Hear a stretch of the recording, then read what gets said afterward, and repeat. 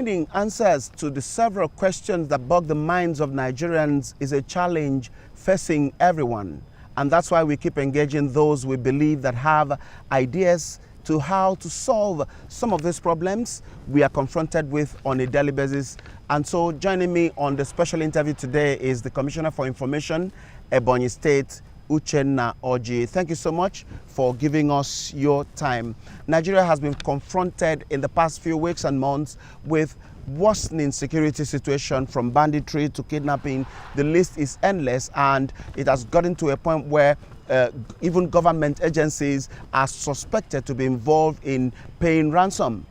Some people believe that this is a sign of failure of government, while others say that it is not necessarily a failure of government, but an unavoidable trend, confronting the entire globe. What do you think? Well, you need to appreciate that the issue of security is a national phenomenon. It's not only happening in the continent of Africa, it's happening in other parts of the world. Even before now, we are hearing all of these kind of stories in other parts of the world before it came to Nigeria. For me, I think it's partly a sign of the last days, and two, a culmination of failure in leadership. That didn't start today. It didn't start with President Muhammad Buhari's administration. It's a cumulative effect of neglect, infrastructural neglect, human capital development neglect. And I think it does take an aggressive measure for us to really address and solve the problems. That may not totally be solved now. I'll give you an instance. When we are talking about lack of job, it's as a result of mismanagement of fund, corruption that started even in the First Republic. And of course, part of the reason for the failure of the First Republic was the issue of corruption and bad leadership. So it didn't start today. But I think that we all are going to be held accountable. Not only the leaders, but the led. Because even at your different positions, you are a leader. You are the chief executive of an organization. What are you doing? You are the messenger. What are you doing? And every leader today was a follower yesterday. And so we need to do more to give sensitization, to be really sincere to ourselves. It's going to take time, but we require aggressive, immediate solutions from the various governments. I'll give you an instance. In Ebonyi State, we are very transparent. Whatever we do on a daily basis, you see it in the net. Everybody knows how much the state government is getting, and everybody's seen that despite the paucity of funds, Ebonyi State being the least in terms of the federal allocation, we are about one of the states that are really doing fantastically well. Ebonyi State today is a flagship of excellence. It is really a center of excellence, going by the infrastructure that we have on ground, by a government that doesn't have much money. So you have to lead by example for the youth to see that you are really doing your best. Beside this, you need to also find a way of fortifying the security architecture of your place. It can also mean that you must provide social security measures, making sure that there is job opportunities, empowerment opportunities, making sure that people are self-reliant, self-sufficient through the provision of necessary amenities, environment for the youths, for the women to really go about their businesses. That way everybody will be busy. Morality is also very important. Our religious group needs to do a lot to ensure that we talk to the followers, because all of us go to church, all of us go to mosque. So who is remaining? All of us, those that are traditionalists, they also have a place to go to worship. We need to sensitize the people, even though this is like a sign of the end time, religiously speaking. But we need to do more, otherwise the world will collapse on our head. Okay. But God forbid. From what you have said, it appears you do not belong to the school of thought that it's only majorly military intervention or involvement that could solve the issue of insecurity. You believe in the carrot and stick approach? Yeah, that's exactly what I'm saying. Fortification of the security outfit is one, but that is not all there is. If you fortify, there is no job. If you fortify, there is no good environment. People must take to the street to do one evil or the other. In fact, the best approach is not control measure, but preventive measure, which is what I'm saying. So I think that we also need to ensure that we motivate the security agencies.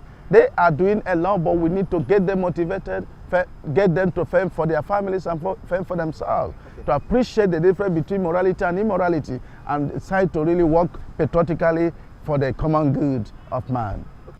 Some weeks ago, it took a military operation in the Olo area of southeastern Nigeria, where you come from, to address the activities of a group referred to as the Eastern Security Network. Please tell us what you know about that group and why suddenly it has become a source of concern to government. Yeah, even though I am meant to be speaking as Commissioner for Information for Ebonyi State, but let me say as a citizen of Nigeria that the issue of Eastern Security Network is a product of agitation, is a product of marginalization, is a product of dissatisfaction with the system, as it were. But be that as it may, that should not change the fact that we have government and governance system. When you do illegitimate things just to solve a problem, supposedly to solve a problem, that has not made that action to be legitimate. So I think that constituted authorities must be respected, must be given opportunities, be encouraged, be given constructive criticism, and not for people to take laws into their hands. We have authorities who have the statutory responsibility to police the communities. And when this is done by people who are not known to law or known by the citizenry, it goes to the issue. You don't know whom I am, I don't know whom you are. So we need to really define some of these things.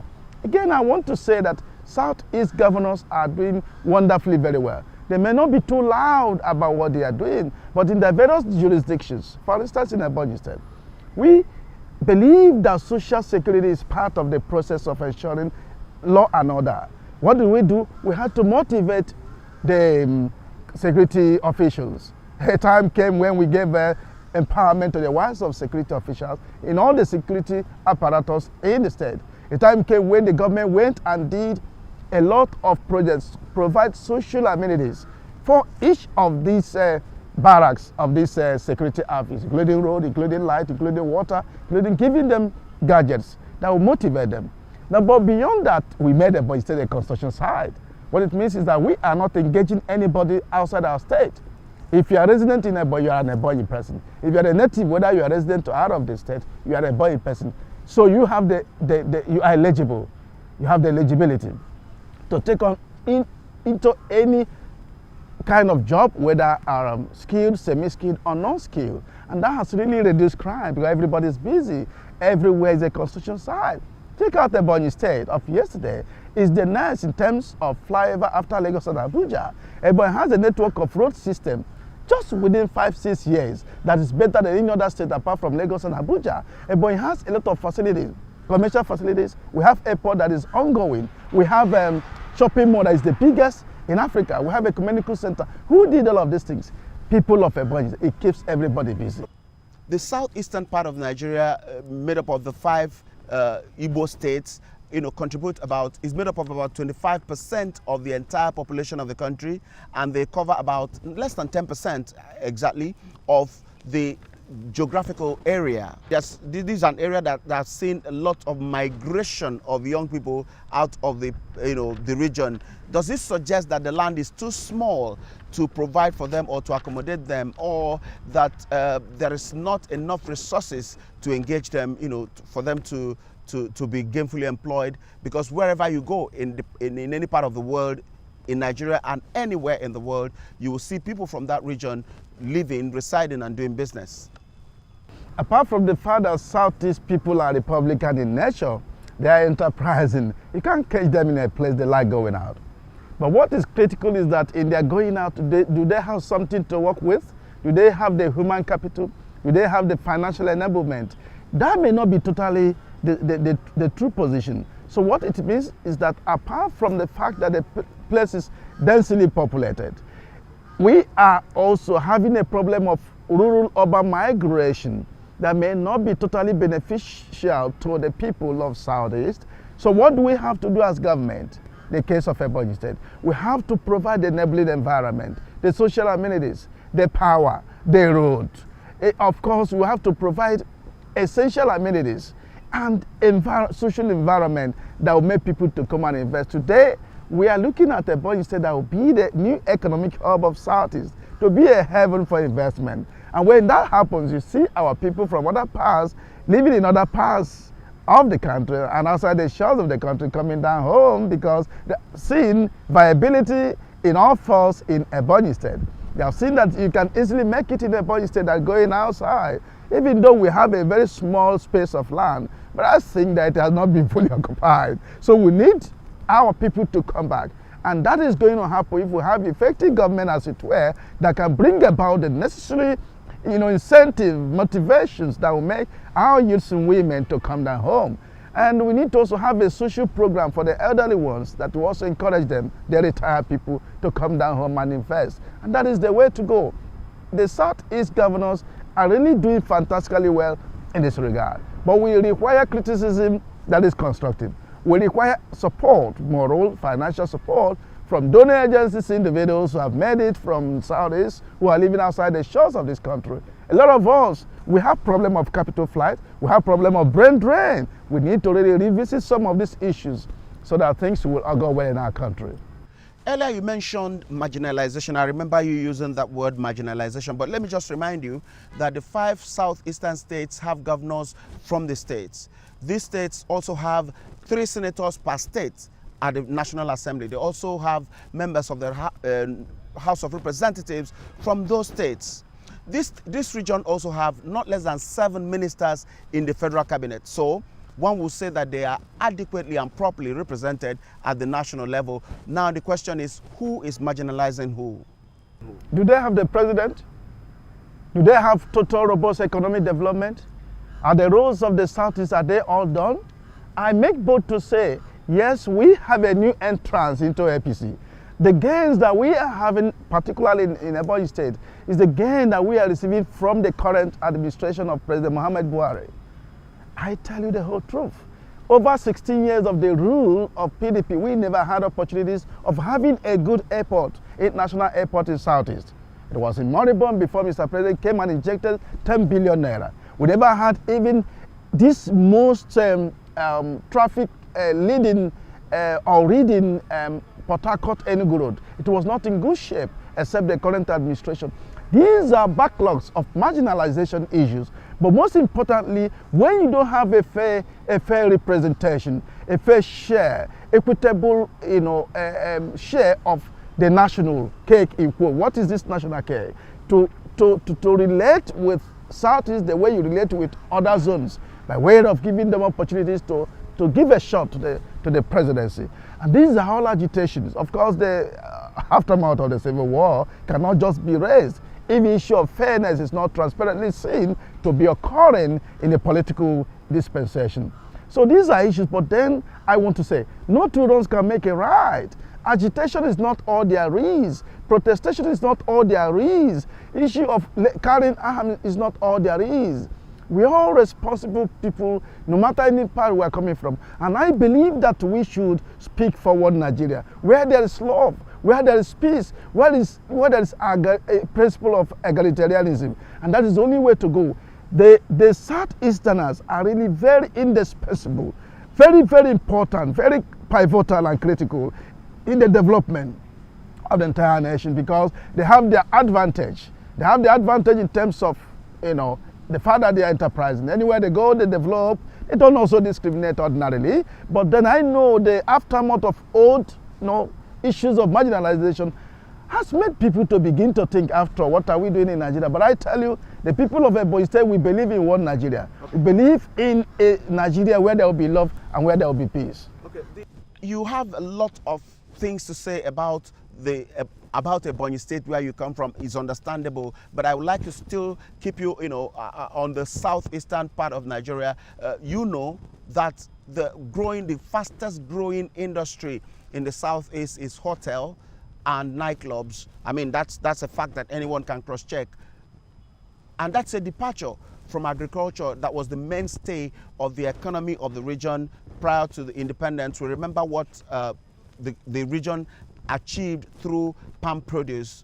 What would you recommend? What is that magic wand you will recommend to the southeastern part of Nigeria to apply in reviving the country's economy? Because sooner than later, whether anybody likes it or not, crude oil will be a thing of the past. Economic diversification is the answer. I remember my boss, the governor of Ebonyi State, His Excellency Engineer Chief David Nwezuma, gave a lecture during the, was it 2019 UNM Founders Day, where he came to give a lecture on alternative to oil. And he called it non-oil economy, the way to go. Now, the idea is that we need to really diversify in agriculture. What do? We need to take advantage of the value chain in primary production, secondary production, tertiary production. We need to also look at our solid mineral base to see what we can do. We need to look at the viability of our individual persons in Southeast who are very entrepreneurial. What we do, we need to develop our entrepreneurial sector and vocational sector such that there will be industrialization at the long run.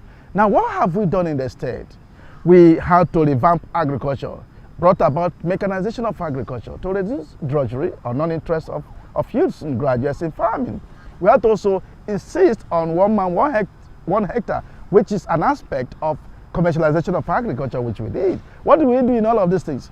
We had to really buy machinery, farm machinery, bulldozers, tractors, planters, seeders, transplanters. We have a lot of advantage.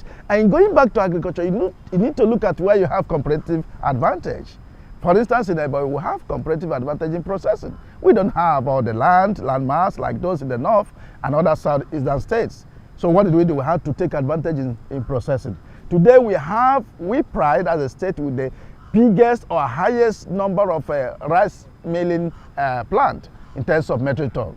We have about 32 metric ton capacity per hour, which is capable of feeding or providing the rice need of the entire South-South. Okay. That has also helped us. We have a fertilizer plant that is 80 metric ton capacity per hour, which is also participating in Mr. President's rice programs. And that has really helped in bringing up the economy of Ebonyi State. Okay, earlier you asked a question which I believe you weren't expecting an answer. You said you asked whether the Southeast had produced the president. Let's bring it back to politics, pure politics now. There's a school of thought that except the Southeast is allowed to produce the president in the next election come 2023, there may not be equity in Nigeria.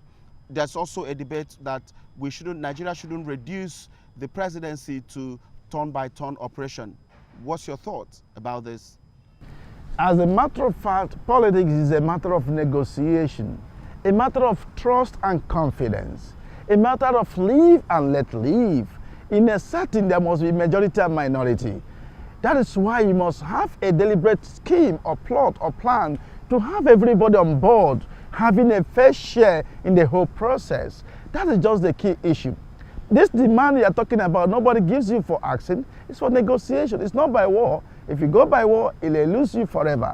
And so I think that it is really very germane and apt that this part of the country be given the opportunity to demonstrate what they are made of. Some people would say if you give to Southeast, they will succeed.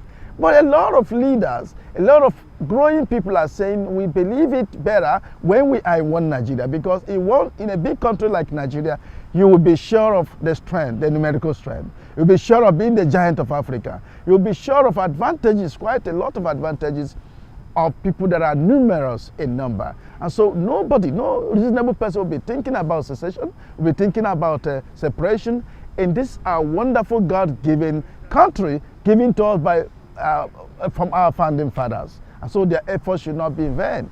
Okay. Now, apart from the 1999 presidential election and perhaps 2003, other subsequent elections had Igbo men running for president more than any other tribe in Nigeria. And people usually to say that it is difficult, or it will be difficult for the Igbos to agree.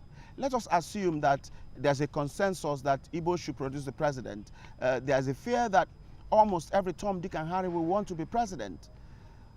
Is it possible for the Igbos to ever agree when it comes to politics in Nigeria? That thought is non-tenable. In democracy, everybody is free, but what is important is for the generality or the majority of the people to now concentrate on a person to say, out of these people, look at where we are going. And in every zone, you have the best. You have, if you like, call it the most righteous. In every place, you have somebody that is very competent. How do you know competence and capability? You look at the track records. You look at the antecedents. And so whether everybody in Southeast wants to contest for president, with a combination of the other 5 geopolitical zones concentrating on one person, that resolves the problem. After all, even in the 2019 election, there were too many of them that came from the north. It didn't stop the Southeast from saying, look at where we are going, or Southwest from saying, look at where we are going. What is important is that we have a vehicle. What is the vehicle? The political party will come up to say, in this zone, we are picking this person. And that solves the problem, and everybody will now queue. So whoever is raising the issue that Southeast people will always come to contest, if they let them be 100, it doesn't matter. It doesn't suggest division. It suggests interest. so it's no issue. Anybody who's raising it is just beating about the bush. All right, that's a fine place to let it be. Thanks so much for giving us your time, Commissioner for Information, Ebonyi State, Uchenna Oji, for sparing your time to be with us on this special interview. Thank you very much. And to you that watched, it's our pleasure that you did. Let's do it again. Thank you.